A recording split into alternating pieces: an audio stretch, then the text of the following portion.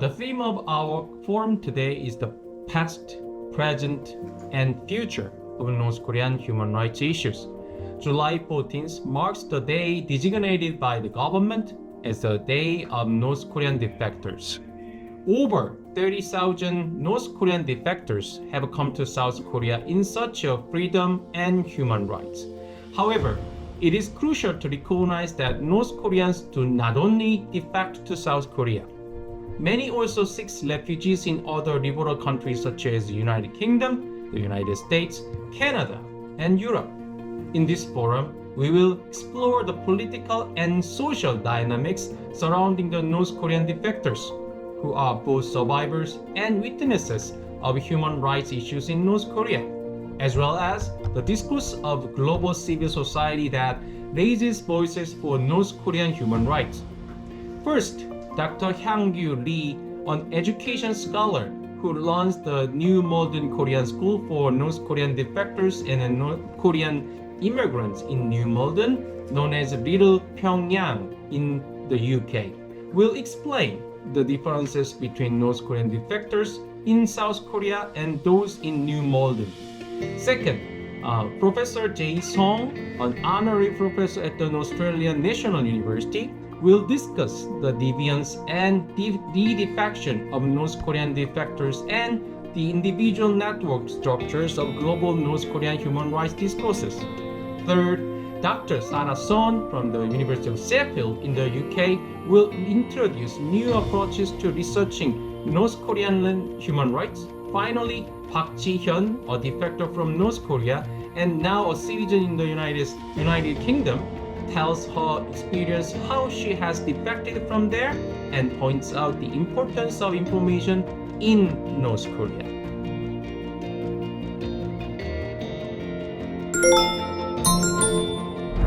Thank you very much for inviting me to talk about this unique village called New Malden in the UK. I will talk today.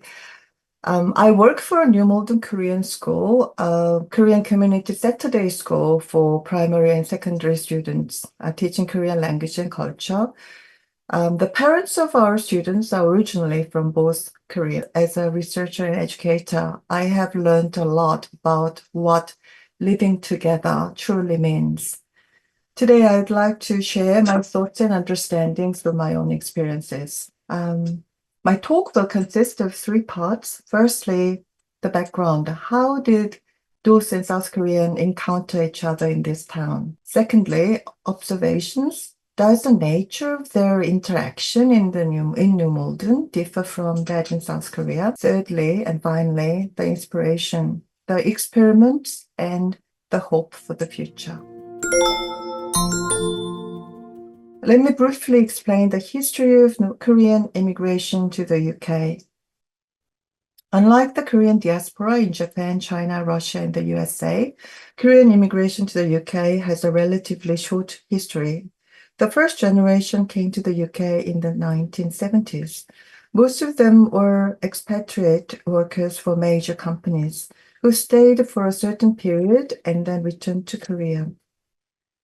New Malden, a suburb of London, is the largest Korean town in the UK. One reason New Malden became a little Korea is that the residence of the South Korean ambassador used to be nearby.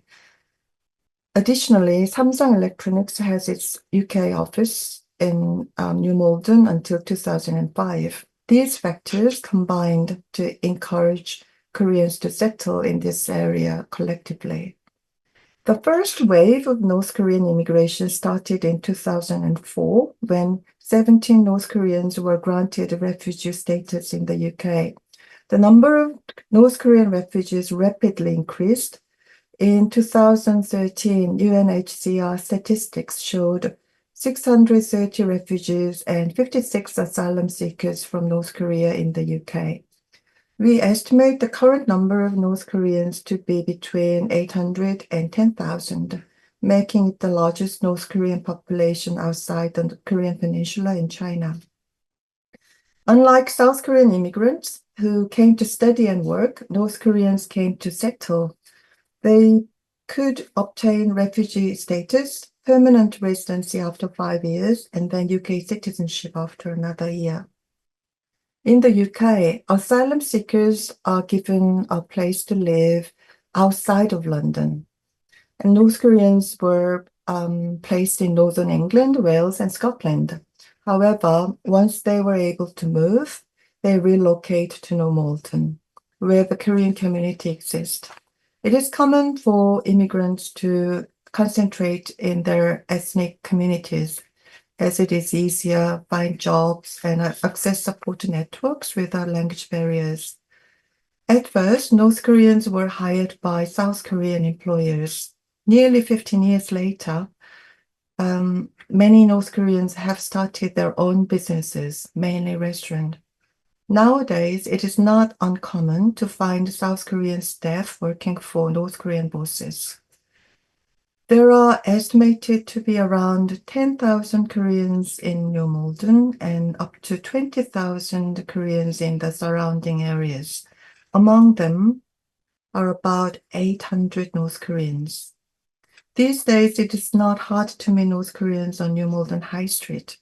Both Koreans meet daily at school, work, church, and other social gatherings.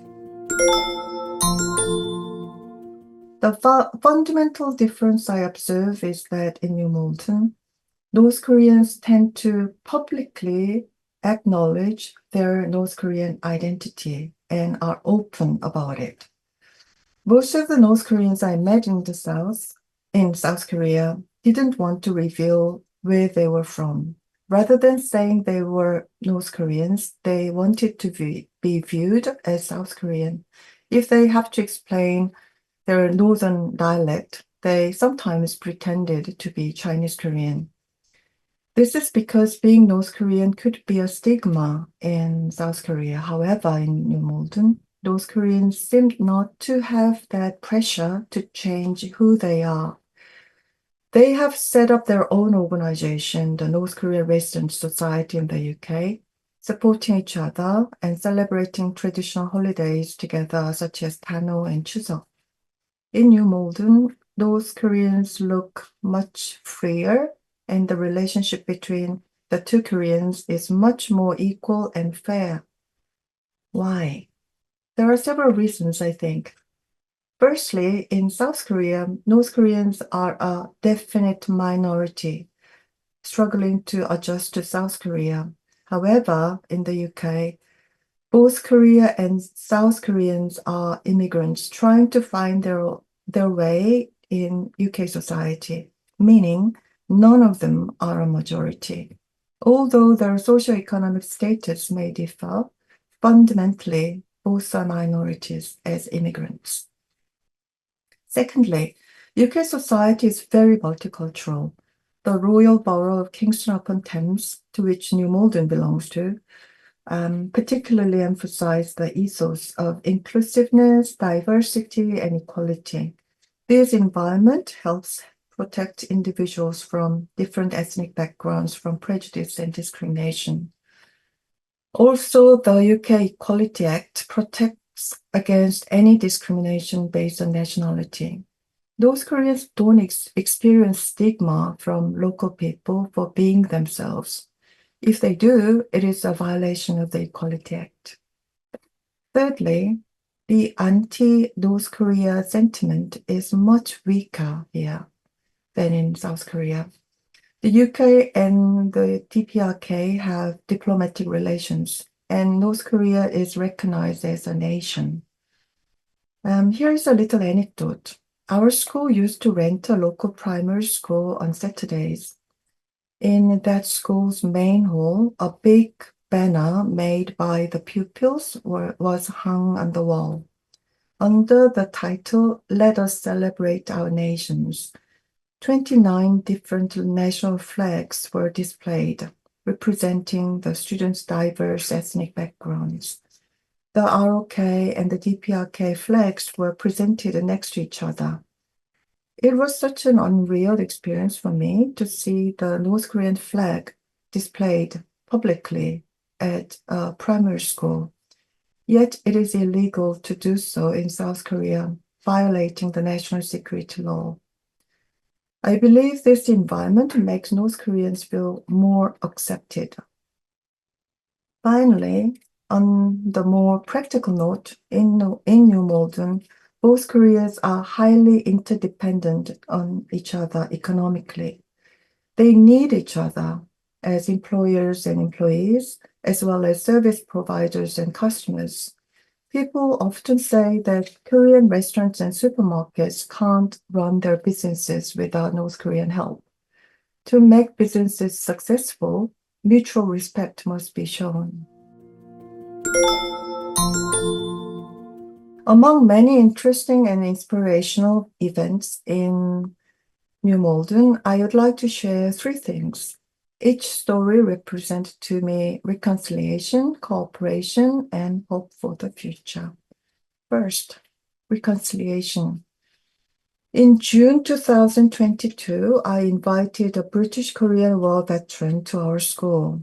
Mr. Brian Hoff, a 20-year-old British gentleman, gave a speech to our students about the war he had experienced. After the talk, we all marched together to the War Memorial in New Malden to lay a poppy wreath. It was such a big event that the mayor of Kingston, the representative of Royal British Legion, and many parents and local people joined the event. At the end of ceremony, a father of one of our students approached Brian and said, "My grandfather was a North Korean soldier during the Korean War.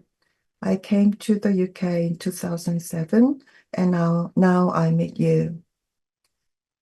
Brian hugged him, saying, "You are my friend. You are not my enemy." The man burst into tears when he heard this. It was a moment of reconciliation, I thought, and reconciliation can occur when we remember our shared suffering. We documented this event in a film titled Veterans Day Out and released it on YouTube to show how we can remember the war to reconcile. To reconcile conflict, we have to understand the suffering of both ourselves and others. Second, cooperation. In the last few years, a few senior North Korean women have sadly passed away. Their funerals were assisted by the Korean Senior Citizens Association, where both North and South Korean seniors are members. At the end of life, regardless of where we are from, we all eventually will face the last day. And this is the moment we have to help each other. When people are vulnerable, that is the moment cooperation is needed. And the senior people understood this. Third, hope for the future. In our school, we raise a new generation of children together, regardless of whether their parents are from the North or South. We teach Korean language and culture, which is the heritage we share. Rather than focusing on the differences between the North and the South, we focus more on the common ground that makes Koreans Korean. From my experience, it is not necessary to distinguish where the students are originally from. We choose not to label them North or South to show that we are doing Living Together project. We choose not to differentiate from the beginning so that we don't have to try to overcome it. That's why we don't ask where they are from. In fact, all the teachers don't know where their students are from and treat them equally as children. I believe that the new generation who grow up together as friends will see each other as individuals and break the stereotypical idea associated with groups of North and South Koreans. The more people can see each other as individuals, the more we can overcome the prejudice of seeing a person as part of a group. Hope to overcome the division will be found in this new generation. North and South Koreans happen to live together in New Malden. North Koreans can embrace their identity more easily because of the ecological circumstances in the UK, and particularly in New Malden. Several experiments are possible, and these attempts provide inspiration for reconciliation, cooperation, and hope for the future. This is very much a micro approach to understanding division and unity, but I hope this microscopic example can be heard and provide some inspiration to you as it has to me. Thank you for listening. Thank you. Thank you for your excellent, storytelling and then sharing your ideas on the North Korean refugee and, South Korean, citizens. I mean, both, migrants in the New Malden, near London. I think it's there are, many, questions, to be asked, for your lecture, contents. And, I would love to understand, what kind of education do those North Korean refugees themselves and then their children get in the British system in New Malden?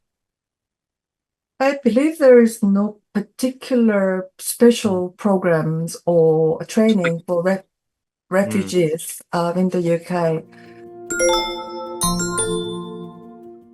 They are more like any immigrants to the UK, and their children go to school, public school, and because their English is very limited at first, they get a lot of support, as many other English kids who have difficulties in English as a subject. So I don't think there is a particular tailor-made support like South Korea tried to make sometimes are found in the UK. And many North Korean refugees actually were not school age. So they are more like adult. And then the children now we are teaching were born in the UK. So actually there is no language problem for the second generation of North Koreans now. Okay, and in those North Korean refugee in UK, yeah, they are mostly from in the 2004 to 2008, and according to your telling, about 800 to 1,000 North Korean refugee. I mean, now I think most of them become a British citizen. Overcome this is I think language barrier English, and this is pretty tough for any immigrant to the English speaking or Japanese speaking or Korean speaking countries. Yeah, like I just said before, probably that is not particularly North Korean refugees' problem. I think that is generally most of immigrant family have to face the language barrier. Kingston Council actually have a survey about what particular difficulties that Korean community face, and then they just found that North Koreans have more difficulties in language. So the community tried to help more, and also there are some NGOs helping North Korean community to be settled. But most of them in New Malden actually can live without fluent English because there's Korean community. This is Koreatown. Yeah, of course, yeah. And I think that is the same in LA, in the USA, and in other places that people can live without language. That's why they concentrate in particular part and make a ethnic community. But when they get permanent residency, they have to pass English test and also the test of life in the UK. So I think that's the time that they actually they come across the difficulties that they have to overcome English. But yeah, I believe that there are some support systems. So yeah, it is a problem, but it is not only for their problem. And there are some way that people get support. I think that's what I can say. So British citizens and British people actually take North Korean refugee or North Korean people as just the other immigrants from other countries. So no Of difference. course, yeah. That's the main point and distinction between the New Malden in the UK and then South Korea's North Korean refugee say residential area or something. Yeah, I believe that the fact that UK is very, very multicultural and there are so many immigrants that are living together. Yeah, you know that that one primary school that we rented out for our school, there are 29 different ethnic children are living in a very small primary school. So the fact that it's actually fundamentally multicultural society helped those Koreans to be themselves. So I believe that in Korea is still I don't think we can say that Korea is multicultural society. That fact make North Koreans a little bit more difficult to be themselves in some ways. And then my next question is, I think it's pretty natural for the North Korean refugees or to be North Korean refugee inside North Korea. They are actually exposed to many information on their own destiny. Say the UK is I think it's better destination for many North Korean refugees. But it seems to us, it seems to me, and the increase of North Korean refugee number in the UK has been stalemated. So may I ask you, probably, do you know why?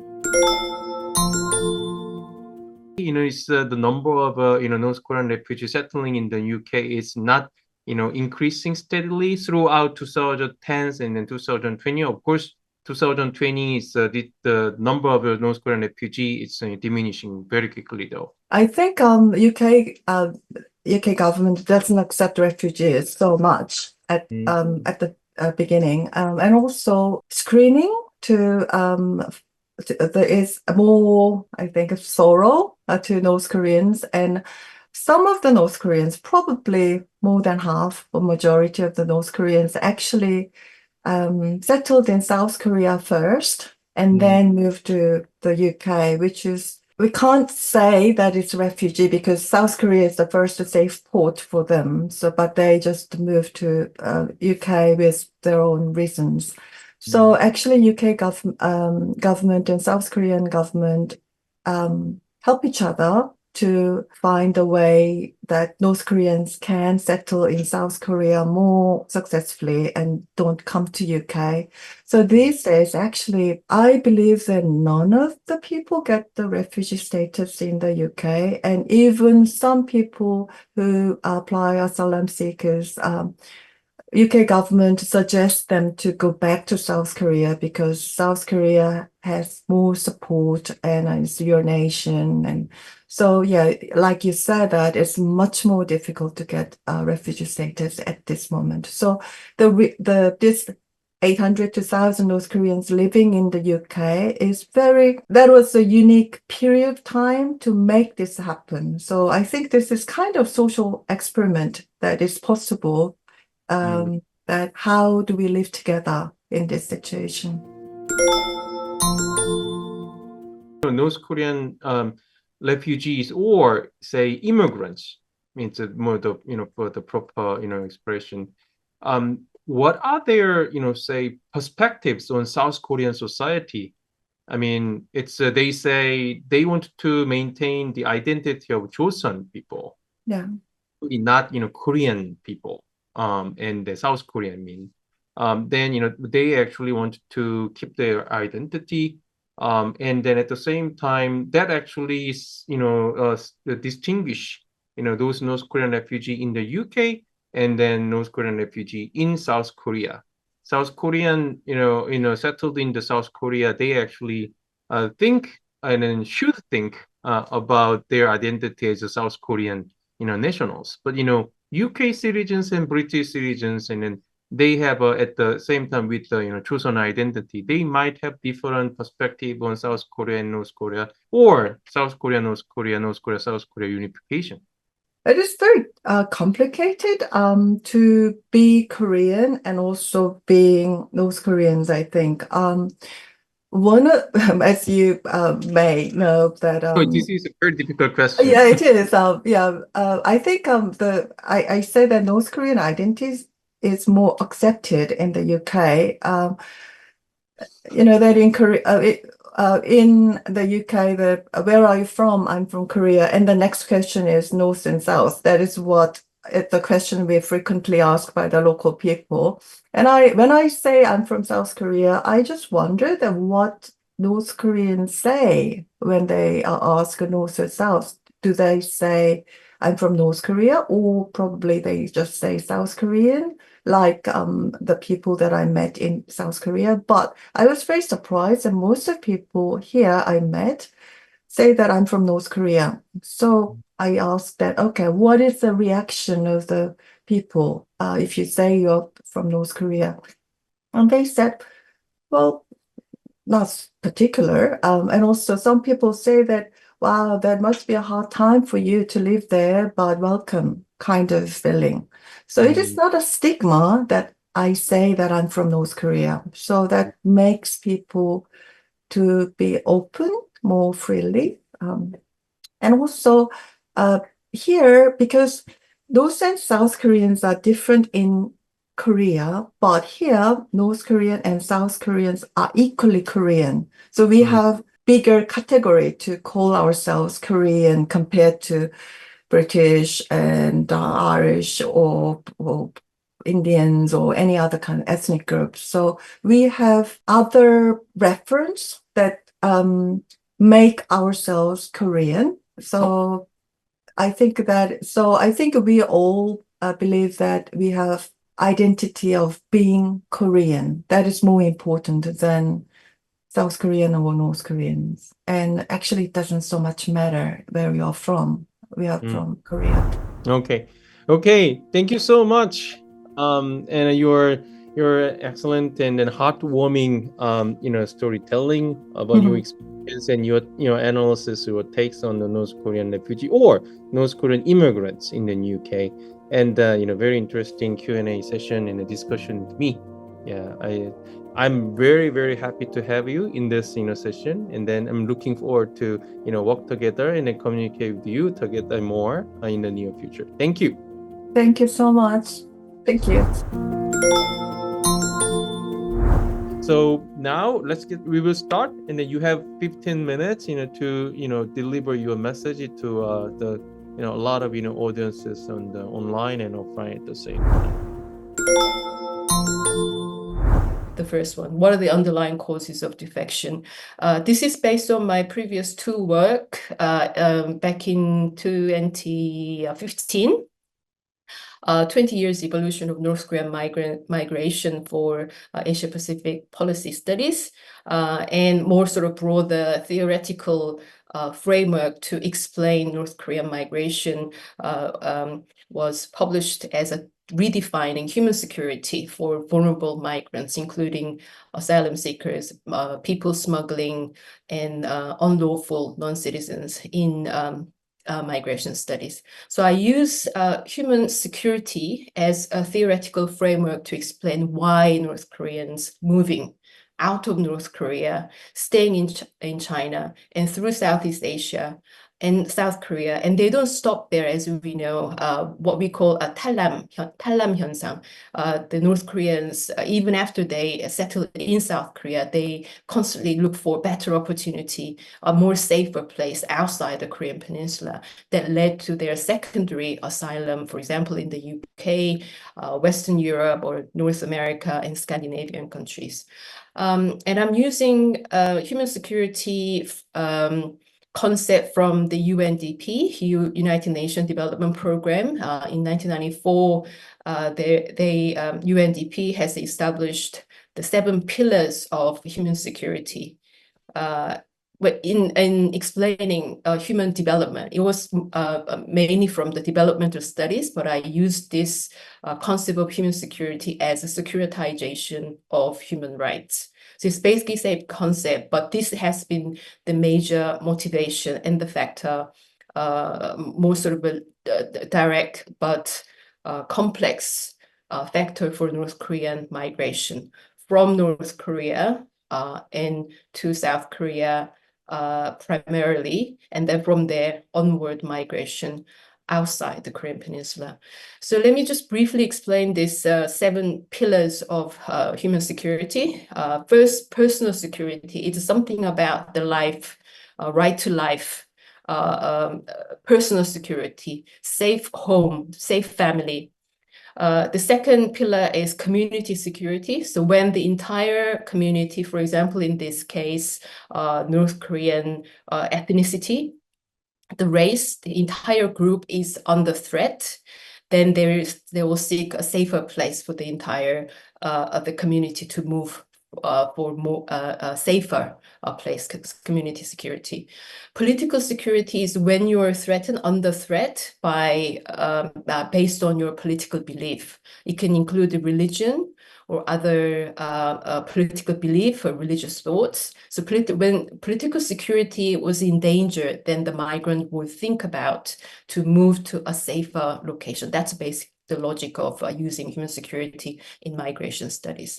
And fourth, economic security means safe job, stable income, or better income, or something to get by, basic sustainability, sustenance. And food security is right to food. When there is not enough food to survive, then migrants, not just the humans but animals, they move for more abundant areas where they can get enough food.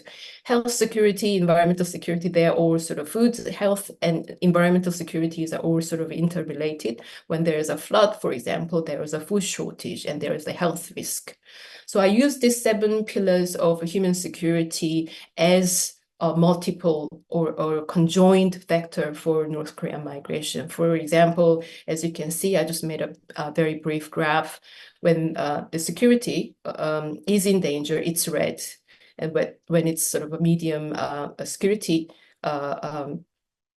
conditions, then it's yellow, and then it turns to blue when it's considered safe.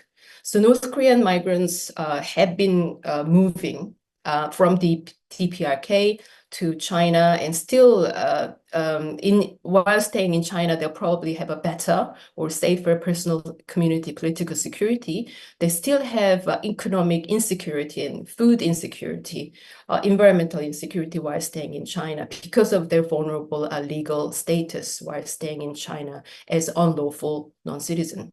But then they seek for a migratory route through Southeast Asia in ROK. So when they settle as an ROK citizens after 6 months of the interrogation and the Hanawan settlement program, their food, health, and environmental security, together with the personal security, might be safe, but still they have a community insecurity because of their origin as North Koreans. And they often told me, the North Korean defectors living in South Korea often told me that they couldn't really stand the second-class citizen treatment by the fellow South Koreans. So that can be considered as a community insecurity because of their country of origin or the birthplace being North Korean. Political and economic security is also not completely safe for North Korean migrants stay in ROK. That's why they're looking for better opportunity, more safer, more stable environment for them to stay and for their next generation. A lot of North Korean parents are moving overseas for their children's education, for example. That could be considered as a better personal security. So these are the reasons why there is a domestic and international defection, or what I call international and inter-Korean migration of North Korean defectors. I'll now move on to the second question. What are the unique experiences and challenges faced by North Korean defectors? I'm also using my previous 2 work to explain the experience and challenge, the unique challenge faced by North Koreans. First one is I used these anecdotes and the accounts from North Korean migrants from the field in China, South Korea, and the UK, and now in Australia. So I address some of those unique challenges that North Koreans have compared to other migrants or refugees living in those countries outside the Korean Peninsula. And I particularly focus on those North Korean secondary migrants in the UK, based on my own field experience. So what are the unique? They're actually, in broader terms and trends, North Korean migrants or refugees are not that different from other migrants or refugees. They're broadly under the same kind of, behavioral, the trends are very similar within migration. But what's particular about the North Korean secondary asylum or migrant case is these details, or the actors or the countries of destination are varied within the migration communities. This is just to illustrate one point. This is the statistic of North Korean asylum applications in the UK and Canada between 2000 and 2015. As you can see, the blue line is the number of asylum, the refugee applications in the UK. So there is a big hike between 2006 and 2009. Then the number has completely dropped from 2009. But when the number was down in the UK, the number went up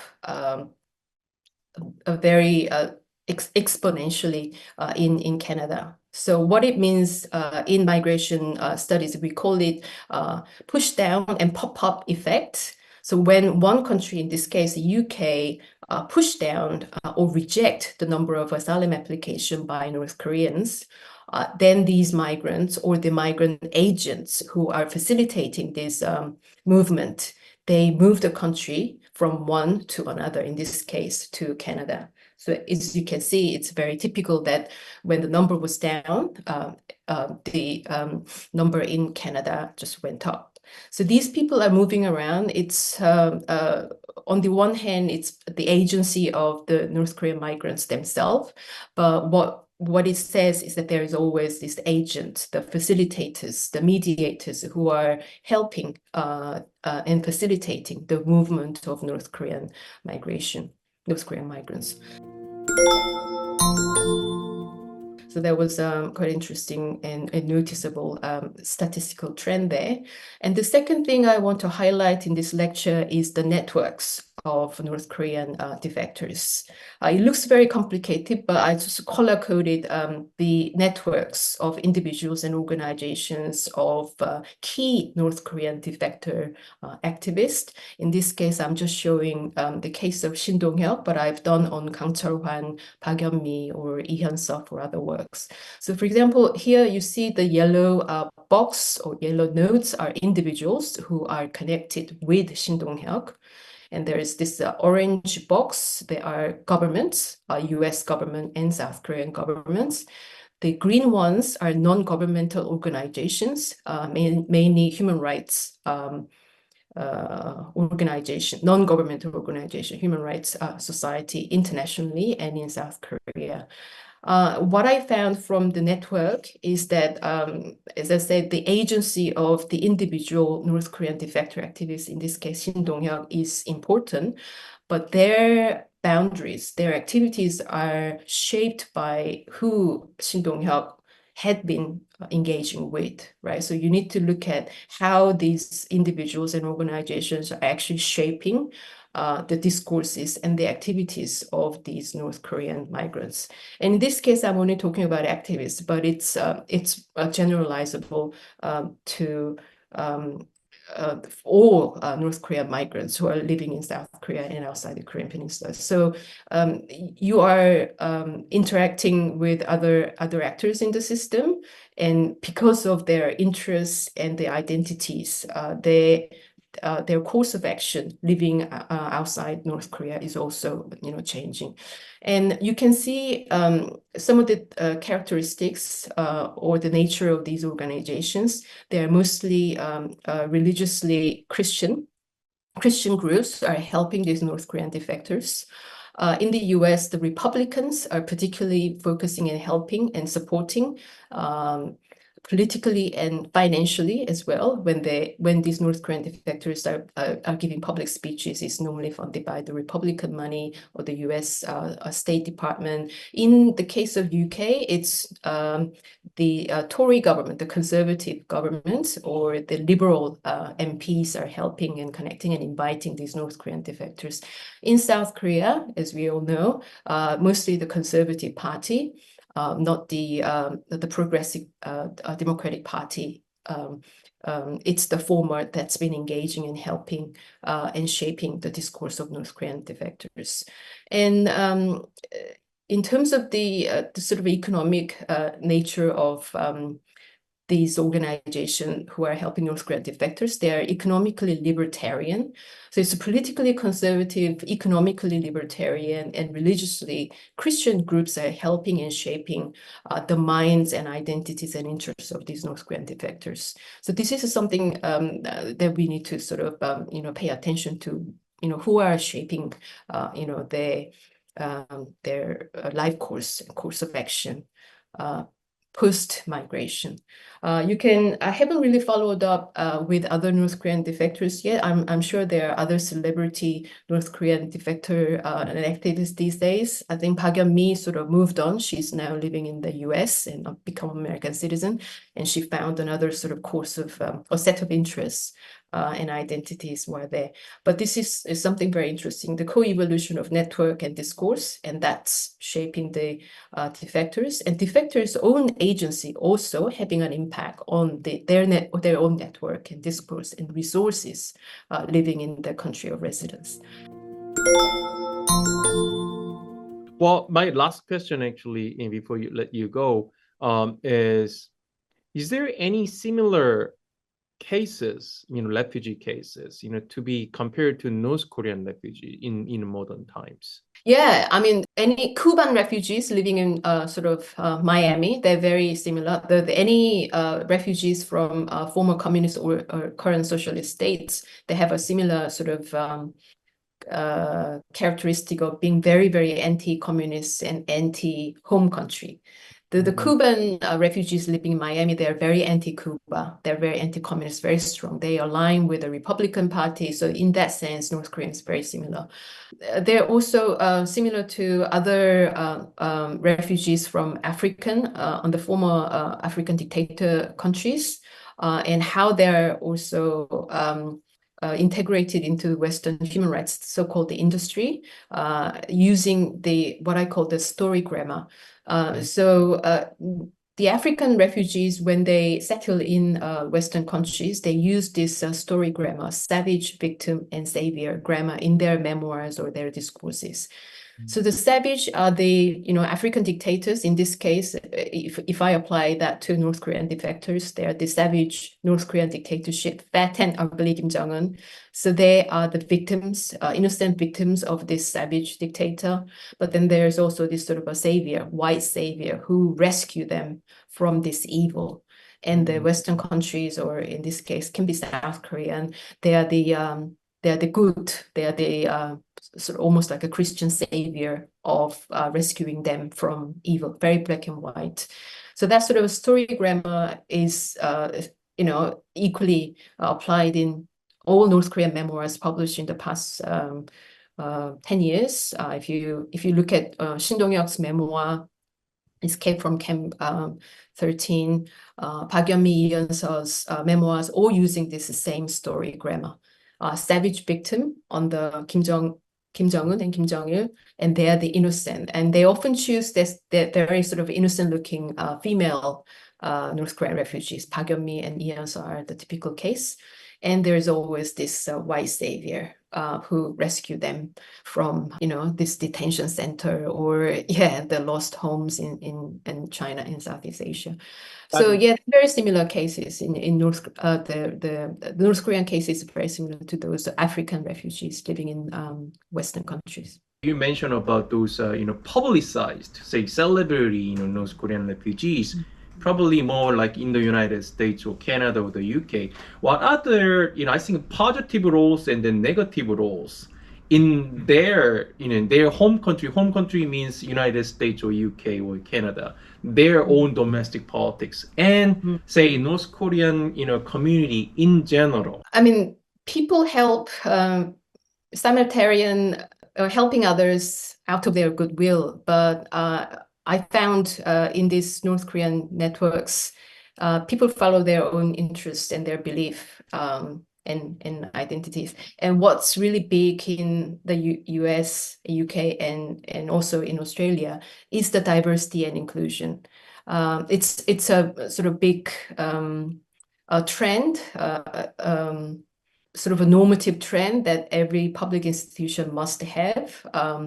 So the diversity is having these refugees from North Korea, and especially from former, authoritarian and current authoritarian communist states, and including them in their public domain, community service as diversity and inclusion agenda. Then it's also helping the host countries setting up their sort of moral standards and playing that sort of higher moral authority compared to these backward Asian countries under dictatorship. So there is it's quite tricky how this diversity plays in Western countries, because it's them, it's the white people who are choosing who's fit for this diversity and inclusion as a public image or identity. And if you're not fit for that diversity frame, then you will be permanently marginalized. But they have a tendency to pick this sort of innocent face who are very critical of their home countries, in this case, North Korea. So they would choose the pretty face, innocent face, who are very critical and anti-North Korea, anti-DPRK, anti-communist, because that serves their, higher moral authority in their home countries in the Western world. Thank you so much. All right. I say excellent question, and then I was very, very intriguing, discussion. Dr. Sarah Son, thank you for joining us in our online session. And then you have 15 minutes for lecture, and then we will have 15 to 20 minutes discussion for our specific topic. Your topic is challenges to the new approaches to North Korean human rights monitoring and advocacy. Okay, floor is yours. Thank you very much for having me today. I'll just share my presentation with you. Okay, so in my presentation today, I'm going to be discussing these 3 points. The first is the impetus for human rights documentation in North Korea and how documentation practices have evolved over the past decade. The second is the political and social challenges to both human rights documentation and advocacy in the North Korean human rights movement.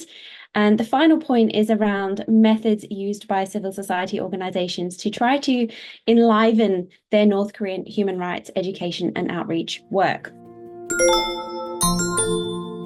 So first of all, I think for those of us who may be a little bit less familiar with the North Korean human rights movement and its activities, it's worth reminding ourselves of where the momentum for North Korean human rights documentation and advocacy really scaled up and took a step up around a decade ago. So although civil society organizations have been gathering valuable data on the human rights situation in North Korea since the 1990s, it wasn't really until 2013 when a United Nations Commission of Inquiry was formed to formally investigate the issue. The UNCOI reported its findings in 2014, garnering more international attention on the human rights problem than really at any time in the past. And as observers of North Korea might well be aware, the UNCOI found that crimes against humanity had been committed in North Korea, including this long list of crimes listed here. But the crucial point was that it was determined that these crimes were pursuant to policies at the highest level of the state, thereby kind of assigning responsibility to North Korea for these crimes. As you might also be aware, the United Nations Commission of Inquiry made the recommendation that the situation in North Korea be referred to the International Criminal Court, which is based in The Hague in the Netherlands. In doing so, the UNCOI introduced what we might call the accountability agenda to the North Korean human rights movement. But something it also did was it introduced the concept of transitional justice. And it identified that transitional justice might provide a useful toolkit to begin thinking about how different state and non-state actors should perhaps start planning for a time when North Korea might go through a transition to democracy. And then that might open up then the possibility of redress for decades of human rights violations and authoritarian repression. So initially, in response to all of this, much of the focus around the South Korean and transnational advocacy community on North Korean human rights was then on criminal justice for perpetrators of North Korean human rights violations. And this led to the establishment of a number of activities within civil society and also within the newly opened office in Seoul of the United Nations High Commissioner for Human Rights to begin documenting human rights violations in a more systematic manner, with a view to trying to actually build legal cases from that data. International expertise began to visit South Korea and to engage in collaborative work with civil society organizations. This included experienced international lawyers, prosecutors, people like this, who helped redesign systems and methods of gathering information from witnesses and victims.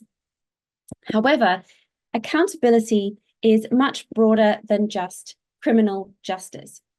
The calls by the UN Commission of Inquiry to consider the mechanisms available within a transitional justice framework also expanded the thinking on non-judicial forms of accountability. Other regions of the world are very rich with examples of how to do transitional justice after mass atrocities or periods of dictatorship. Many of these activities include things like truth-telling activities, reparations regimes, and things like the establishment of museums, memorials, and intergenerational remembering initiatives. Now, these are all designed to ensure that victims' stories are heard and remembered, and the intention is that violence and repression are not forgotten, nor are they ever repeated again. In response to this, civil society organizations in South Korea have complemented their work in the service of future criminal justice proceedings with a range of efforts in the area of non-judicial accountability, some of which I'll touch on in a minute. In South Korea today, I look at how sometimes this happens because of a fear of antagonizing North Korea and bringing violence or diplomatic crises between the two countries. But it's also about how these memories, I think, sometimes unsettle the established, what's called regime of remembrance in South Korea that doesn't quite know how to incorporate the memories of those who have been individually victimized by North Korean state policy. So to understand this phenomenon, I've been exploring the work of North Korean human rights activists through the literature on memory activism, which is a term that comes from the interdisciplinary memory studies field. And it's defined as knowledge-based efforts to deploy a model of change that uses knowledge about a collected past to expand and enrich the dominant collective memory and reframe public debate. Now, the crucial difference between memory activism and other models of social change is this work of looking backwards to reshape how the past is understood in the present with the intention of projecting and amending future resolutions. So memory activism calls for a commemoration of a past that may have been hidden, silenced, or rewritten, revisiting often polarizing pasts for the purpose of reorienting future plans. Now, this sort of memory activism has become more prominent in South Korea in recent years, particularly since the UNCOI resulted in victims and civil society organizations in South Korea becoming aware of the global memory boom that emerged in the years following the Cold War. Since the UNCOI, activists and politicians from other countries have visited Korea to share about their experiences of rebuilding and reconciling after wars, genocides, and dictatorships. Activists have also come from places where violence is still ongoing, and they have exchanged techniques and activism strategies involved in the work of recording and recalling painful memories. Globally, this memory boom has not only challenged traditional beliefs about the objectivity of history, it's also inspired contestation of the hegemonic narratives told by nation states. And yet, as civil society groups and individuals have attempted to mobilize victim memory in the pursuit of activism on North Korean human rights violations, they've met varying degrees of sometimes resistance, sometimes disinterest in South Korea for reasons ranging from declining positivity towards unification as a national ideal to fears of antagonizing the North Korean government. In the time I have left, though, I'd just like to focus in a little more narrowly on the response of the North Korean human rights movement to these challenges, both strategically and practically, to try to navigate around both state and public resistance to their advocacy agenda. So in response to occasional local disinterest and sometimes even opposition towards their memory activism, victims and allies in South Korea have used a wide variety of channels and methods to try to share their memories anyway. A key feature of their strategic adaptation to local aversion has been the transnationalization of memory via engagement with international actors. Transnationalization is a key strategy that's discussed very widely in the memory activism literature, given the extent to which it is an important tool in the toolkit of memory activists who struggle to achieve full acknowledgement at home. Some have described this phenomenon as the creation of something called cosmopolitan memory, and the comfort women issue is one issue in the East Asian context that has experienced recognition in just this way. So the hope in this effort is that transnational engagement that connects victims with communities in other contexts who have similar experiences of injustice or abuse will provide a degree of legitimization for their narratives. It's also hoped that international cooperation, collaboration will boost their skills in using new mediums and new technologies by which to document and apply memory. And the goal is that by doing this, they will gain power, including in the form of things like international funding, to exercise greater agency in their home society and challenge the established regime of remembrance. However, in conducting this advocacy work domestically and internationally, there is another significant challenge faced by activists in the North Korean human rights movement. And this challenge is the lack of effective or affecting data. So what do I mean by this? Well, the reality today is that much activism aimed at the mass national public, both locally and internationally, occurs via social media rather than traditional media or in-person outreach. Increasingly, too, the audience for this information are more attention deficient than ever before, and they will tend only to notice an issue if it is presented in a way that grabs their attention firmly and instantly. So to do this, the information has to compete with all of the other noise in social media feeds. And even sometimes, I've heard reports of younger generations, and I've seen this in my teaching as well, that sometimes they can be a little resistant to bad news or sad stories and may prefer to tune out rather than engage with difficult topics, particularly topics that don't affect them directly. As a result of this, it's imperative that information about human rights in North Korea and calls to act upon this knowledge are delivered in ways that capture attention, generate emotion and curiosity, but that it also provides a sense of hope that the public's involvement can make a difference. However, the current knowledge on North Korean human rights faces three main barriers to achieving these objectives in a social media-driven world. The first is that there is a lack of visual imagery on the situation in North Korea, which is why you have news stories like this one on the left illustrated with a generated image rather than an actual photograph. In recent years in particular, the only imagery really that's been captured of North Korea that isn't presented by the state is satellite imagery, which lacks a human element. It isn't particularly attention-grabbing, even though it can yield insights with expert analysis. The second is that there's rarely anything groundbreaking or new coming out about the nature of human rights violations in North Korea. Even though it is a chronic, long-running and grave problem, there is nothing new to really shock audiences into action.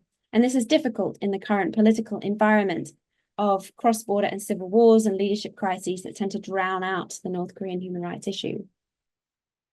And finally, the issue lacks celebrity ambassadors that other contexts often achieve. There are no UNICEF ambassadors, for example, traveling to North Korea to make documentaries.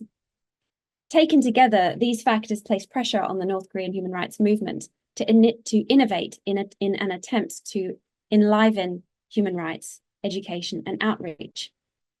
Fortunately, though, I think we are starting to see the fruits of such endeavors. And before I close, I just wanted to mention a couple of examples and I think they do show promise in terms of enlivening human rights outreach. These are not social media projects, as we might hope, but rather in-person projects. However, both are designed to create visual, highly sensory, and memorable encounters with the type of information about human rights in North Korea that is usually really only found in quite dry, difficult to access organizational reports. So on a recent fieldwork trip to Seoul just a few weeks ago, I had the opportunity to experience this kind of innovative form of outreach in the form of an escape room that was made by the Citizens Alliance for North Korean Human Rights with funding from the Ministry of Unification. So I and my colleague had the opportunity to try out this escape room challenge, even though neither of us are very good at puzzles or mathematics. But it took us through a highly realistic, very sensory experience, mimicking the difficult and dangerous journey that North Korean defectors take to travel from North Korea to South Korea. So they told us that over 1,000 South Koreans have tried this experience over the past year as it's traveled from Seoul to Busan, Daegu, and now to Incheon. We conducted an interview with the creators of the escape room after the event, and they told us about how the impact of the escape room is generated by the fact that it creates a more memorable encounter with the learning material than traditional reports.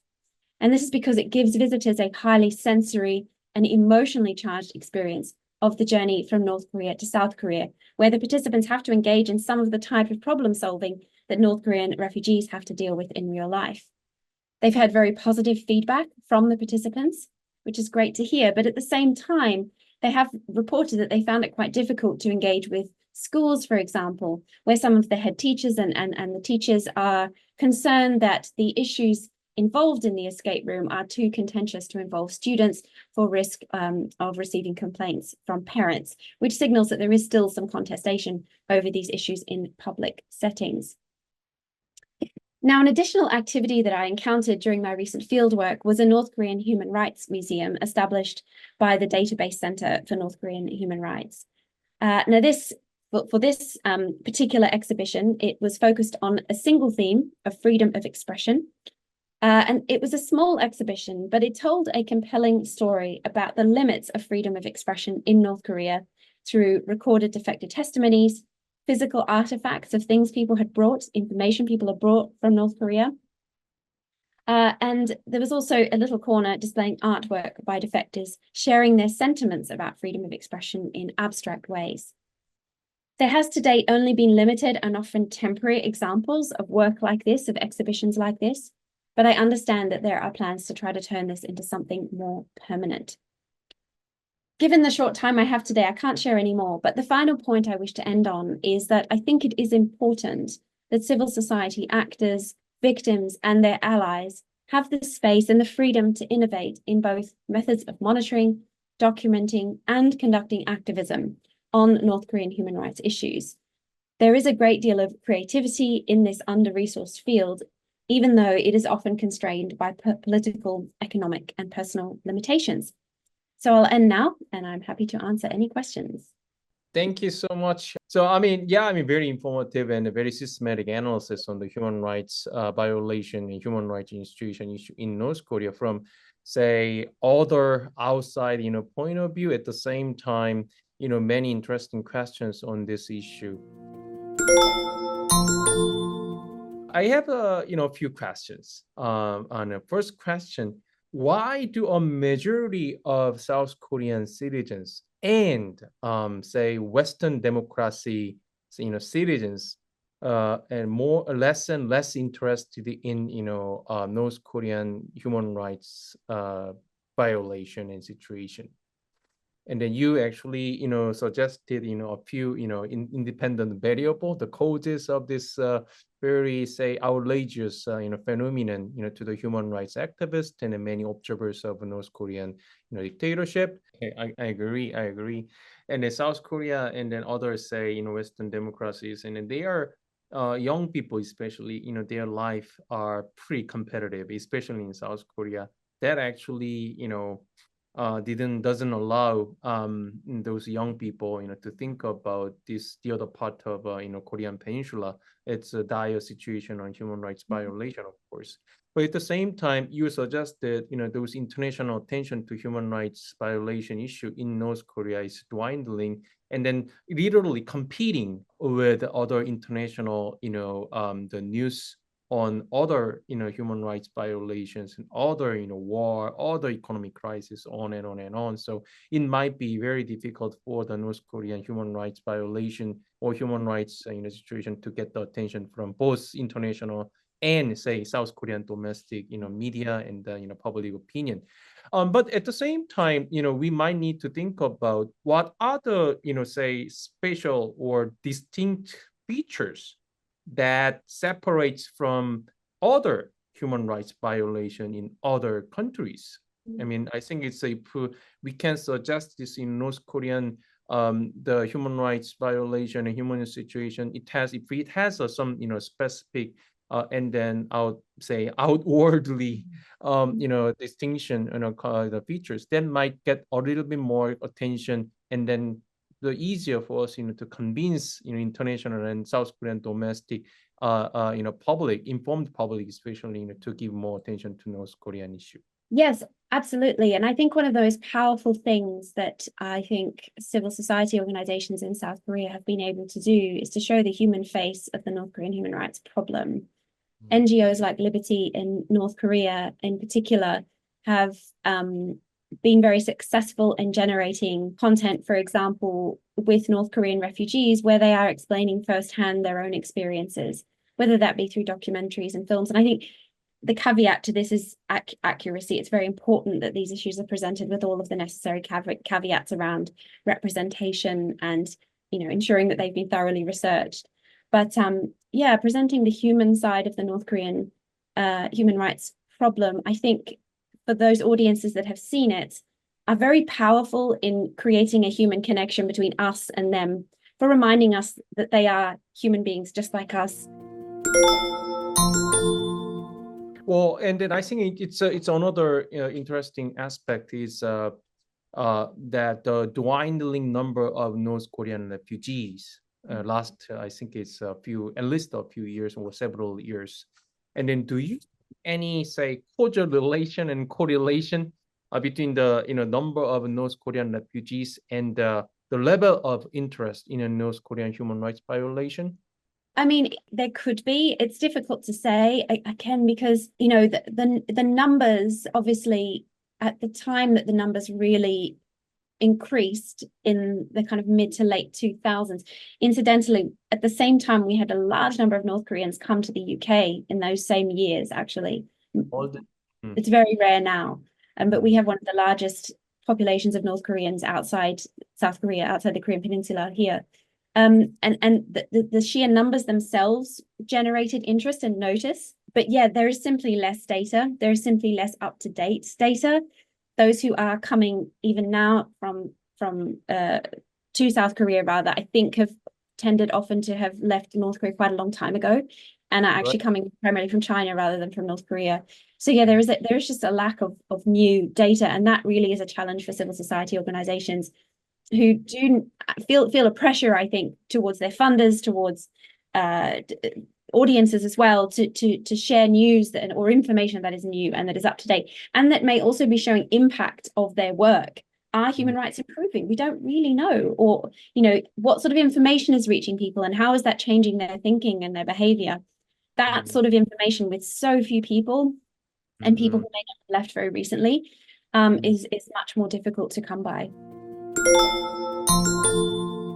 I read your fascinating article from the Political Geography, and then you try to use the GPS data or Google Earth map to match with those testimony or interview data with North Korean refugees. This is a pretty fascinating, creative way to execute real science or evidence-based research on human rights violation issue in North Korea. What's your experience, and then do you actually innovate this scientific method to research on this issue? We were working in a team doing this work, and it wasn't my idea. It came from a civil society activist who had been conducting interviews with North Koreans for about 10 years at the time. And he noticed that often, this is Lee Young-won, who's the deputy of the director of the Transitional Justice Working Group. He had noticed that North Koreans who were recalling information about events often would draw what they could remember, and drawing maps of their locale and where they saw things happen was a really interesting way to trigger memory and to also cross-check the accuracy of information with maps of North Korea that some people had brought out. In addition to this, we were noticing that there was more and more open source mapping data of North Korea available, just created by hobbyists, usually people who were just interested, were playing with Google Maps and who were trying to locate particular sites and infrastructure in North Korea and making these maps publicly available. And we found that when you pull this data all together and you bring it into an interview room with a North Korean refugee, it can often be a very interesting and very empowering way for people to be able to tell a story and to have memories triggered that might not be triggered just in an an oral interview alone. So also having visual data to look at together, we found was often quite empowering for the interviewee because they felt they had some control over that visual, which the interviewer didn't, because they don't know the place, they don't know the buildings, they don't know the sites, whereas the interviewee would be able to kind of provide information about that site, maybe remember things that they would have otherwise forgotten, measure things, make judgments about various aspects of certain incidents that wouldn't have been as possible in a purely oral interview. Okay, all right. Thank you so much, Dr. Son. It was fascinating, and then it was very informative. I myself learned a lot, from you on this human rights violation issue. At the same time, how to do research on this issue and how to approach, from the more like from activism, point of view. And it was pretty informative and very, very valuable to our project. Thank you so much. You're welcome. Thank you for having me. Let's get started. Thank you for joining us, Miss Park Jihyun. And then I think it's great to have you for this interesting online session project. And then you have 15 minutes to give a short lecture as we discussed, and then about 15 minutes to 20 minutes Q&A session with me. Okay, floor is all yours. Thank you so much for inviting me. So my name is Jihyun Park. I live in the UK. So I am a human rights activist and also joined senior fellow for human security in Center for Asia Pacific Strategy. Yeah. So just is the last 10 years that I shared about North Korea issues, and many European people, they have to know about that inside North Korea, because it's the many European people, they never visit to North Korea, but some people, they visited North Korea, and after they bring to wrong information to outside world. So our North Korean escapees voices are really important, nowadays. So today my topic is information, because information is really important to the human rights issues, and that is values. So for me, it's the escape to North Korea twice. But when I arrived in the UK, I didn't speak any English. It's the first time I didn't get any information. So that's why I'm just looking for inside North Korea, why information is really important. So nowadays, the many people understand, there is send to informations from outside the countries into North Korea. Example is USB and SD card, including South Korean movies, dramas, songs, American films. Everything is into the North Korea.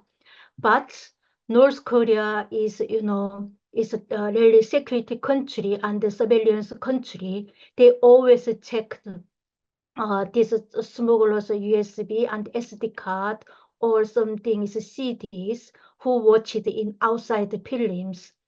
But North Korea has changed a lot of that. So I usually said that is divided in later 1990s and after 1990s. So this means starvation started in 1994.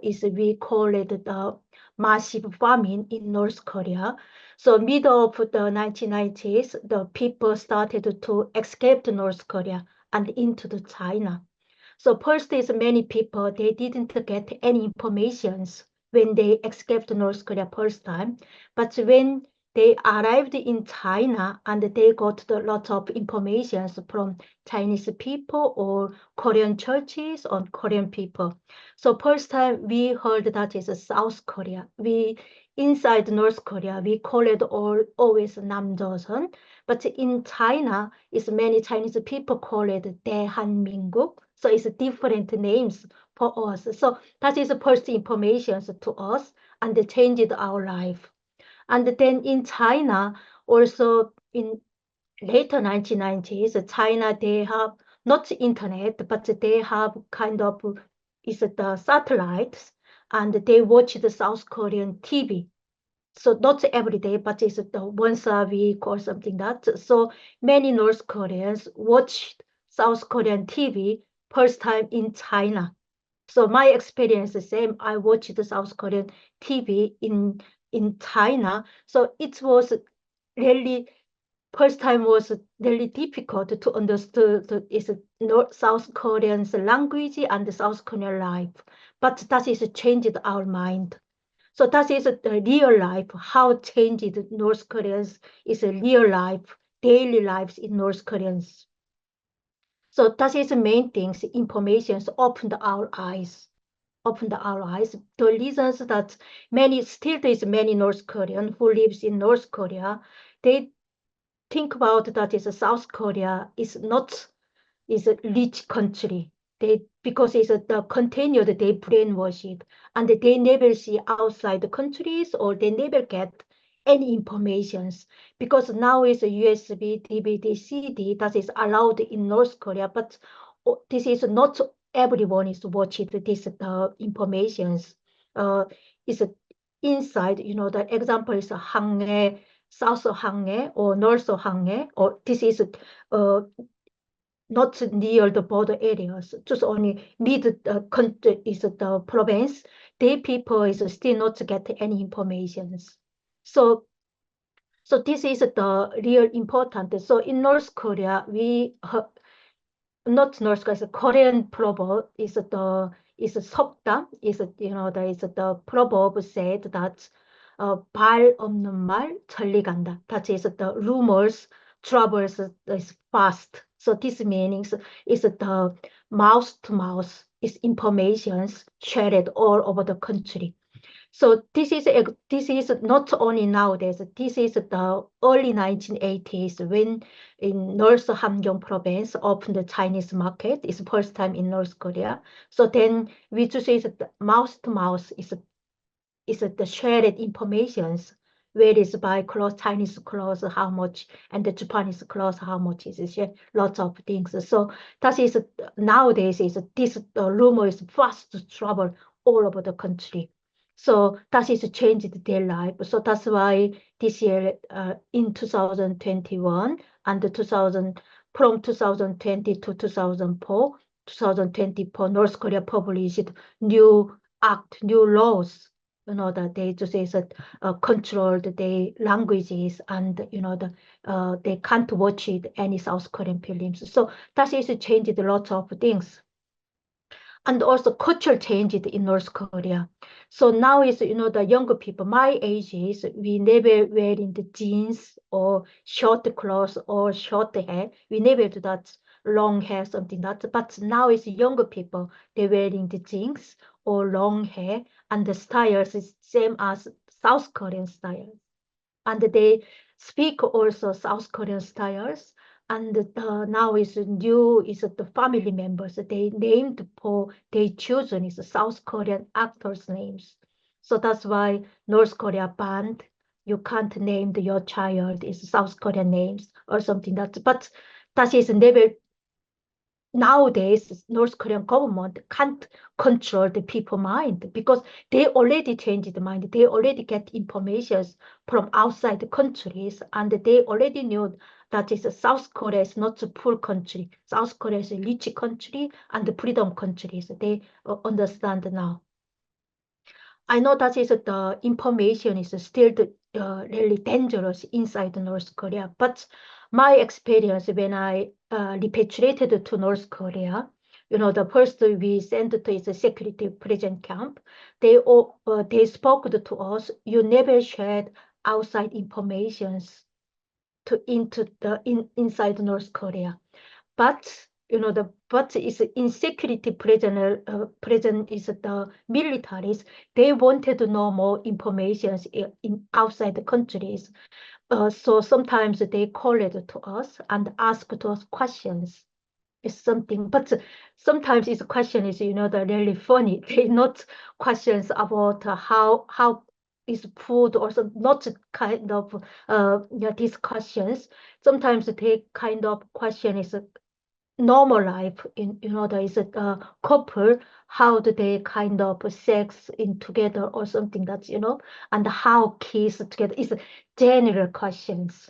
So first time when I heard this question, I was really ashamed. How can I share to them these issues? But nowadays I think about that is a normal life, that is a couple is love each other. So that is not a shameful issues. That is real life in our outside world.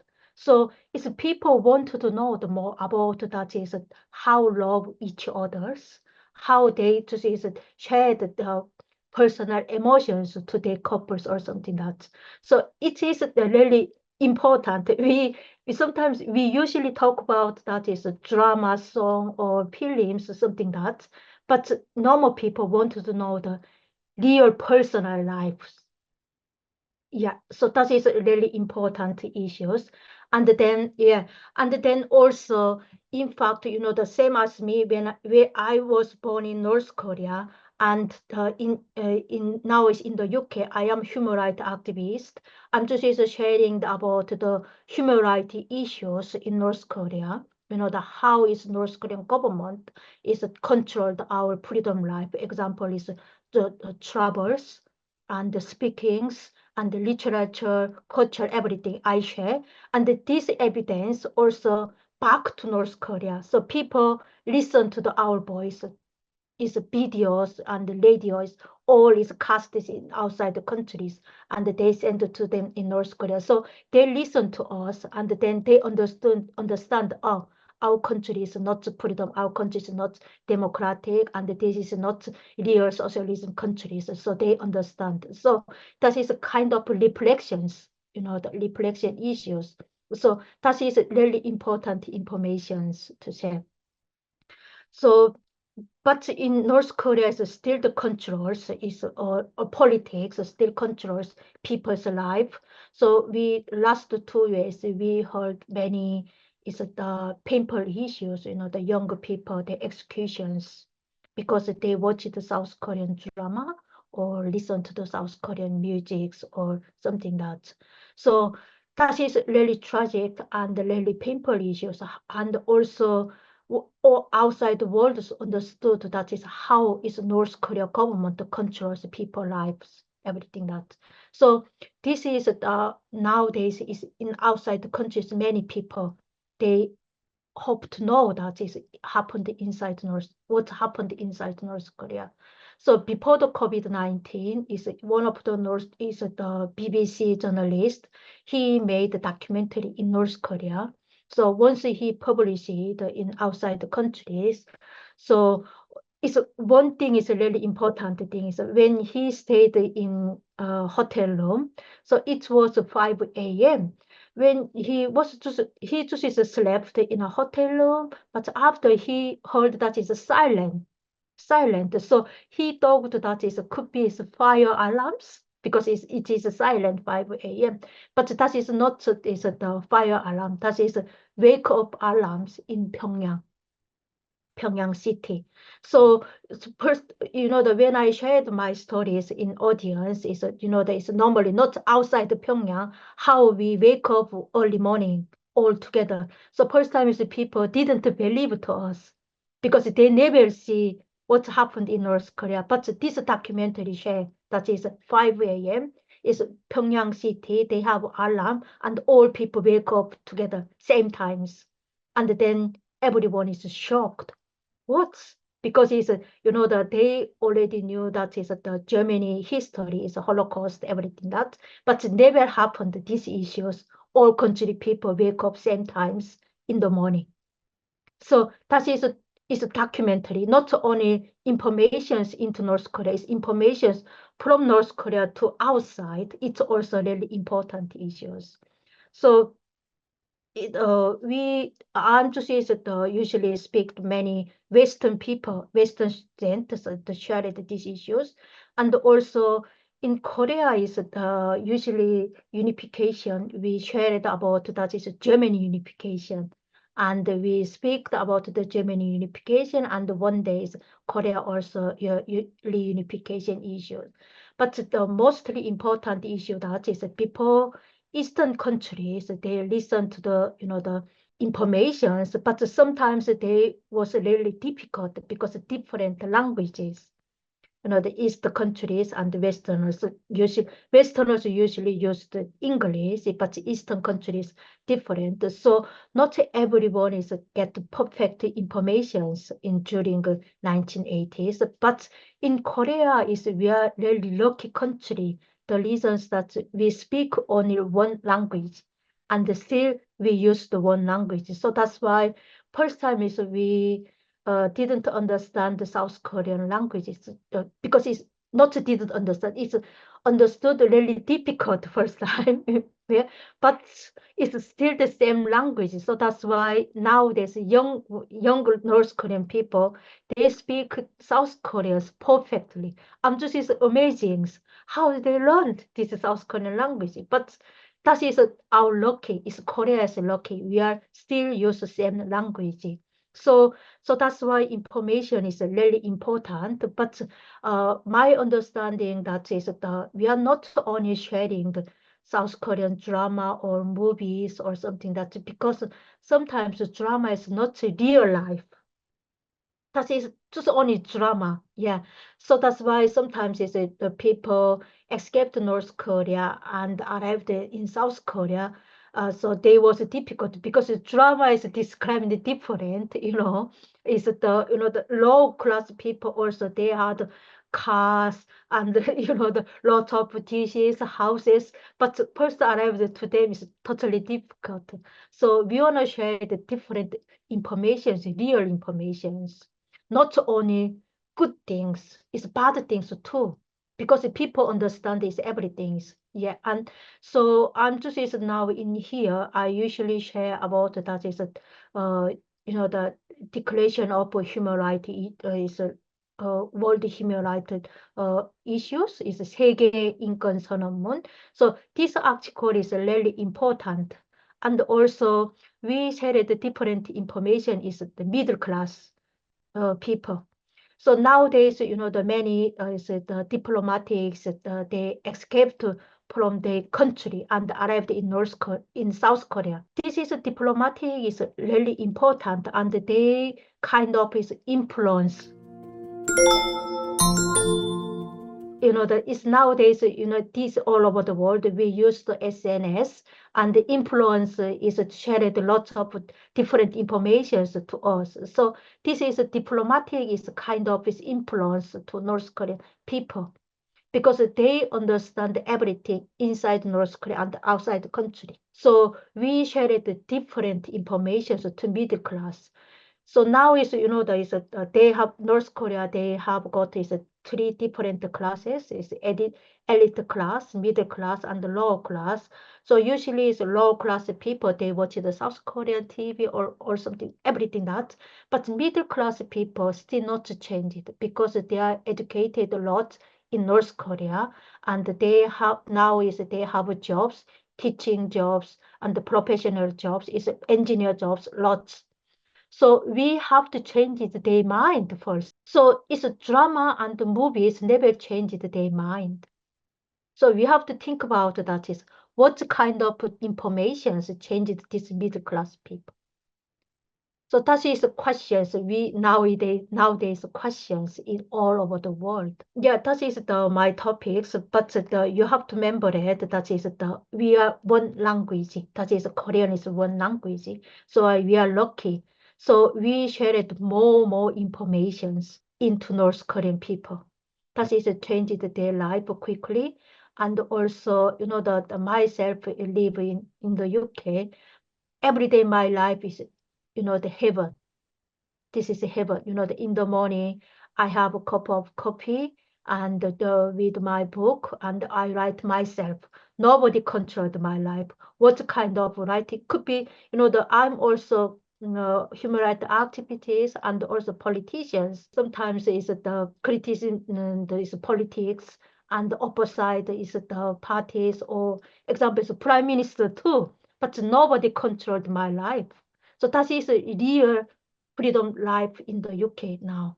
So I want to is change my people too. And one day I want to share my happiness with my people. Thank you. Thank you for your very informative and then, sometimes emotional, but at the same time, very rational, lectures. Okay, then I have a few questions, for you. As you just mentioned about this class, I think it's tiny, a very minor number of, elite class, the high class, and then middle class, and I think it's a majority of, people, citizens are the, lower class. And you say the lower class are the primary, say, watcher of the, outside information, including, South Korean dramas and pop musics and so on. But you say the middle class. I think they are still minority. In the middle class means, say, residents of Pyongyang, residents of Wonsan, and residents of some big cities, and that's what you are saying. As far as I understand, why are they not to expose or exposed to the this outside information, but they don't have a much of a change in their mindset, to think about their own life in North Korea and then outside life out of North Korea. So I just say this middle class meanings, not just North Korea classifications. Yeah, so middle class meanings is the who graduated universities, the teachers and the professors who worked in education companies, or just province works in the city towns or somewhere. So they are also is another is propaganda advert. So example is I was the teacher in North Korea. So I'm just the sharing the another propaganda issues to my student and push it to them. How do they you have to believe your government, because it's our government is the great, and in our countries everything. So I'm just another is a propaganda robot, kind of robot. So sharing so this means is low class people, they not every day read this book or read newspaper or watch some news or something. That's because it's their life is really busy. That they always is travel to somewhere where about, because it exchanges their lives or something. So they are busy, but middle class people, they read more books. That is not outside the countries. Could be sometimes it's outside the country's security. Read more books and read more newspaper and understand these foreign languages. So they understood more issues in outside, and they understood that is how also is dangerous when they speak out something is real issues inside okay. North Korea. So that's why they now is just only they know the much more better than low class or elite class could be, yeah. But they are not speak out. The reasons that is, the when they speak out, it's problems, but we need is someone is gate to them, follow support to them. But it's nowadays at the moment we never support to these people. So that's why we shared different informations and how we support you, covered up your life. This is the nowadays South Koreans, the South Korea government is think about that. We have to change the middle class because they voice, that it's not it's government voice is important. It's middle class teachers, professional voice is really important. It's one word is same. It's important to they say to the students, and they have think about that. Students is thinking. Yeah, Okay. that is good important. So drama and movies just only enjoys life, not thinking or something that. So that's why Amjusi said that is we have the different informations. Good. I understood. Thank you. Well, and then you briefly mentioned about the smartphone, and a smartphone's role in this information, say transfer, from the outside to inside or inside to outside. Can you elaborate, this issue of smartphone in the information politics in the North Korea? Yeah, it's nowadays a smartphone is really important, the messenger in North Korea. I know is they have no internet, only the North Korea intra that they have used at the moment, and still the control the people life. But it's the smartphone is really expensive, and they paid monthly bill also really important. It's expensive.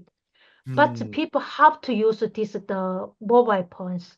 The reasons that is before when I lived in North Korea, we had no mobile phone. So we always writing letters, but the letter is not directly go my parents or my relatives because it's before the government check what kind of word did you write, something that is always problems. But now it's smartphone is quickly they send the informations, and also they have kind of the signals.